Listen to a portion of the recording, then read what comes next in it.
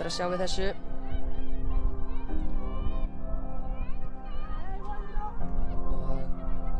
Og aftur koma Keflvíkingar.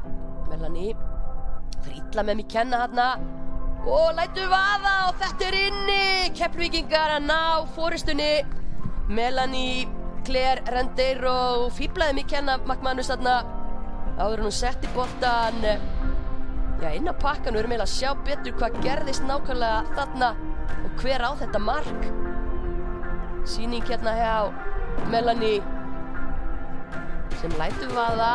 Boltinn af varnarmanni, hann af Álfhildi Rósu og fer þaðan í markið. Þetta sjálfsmark.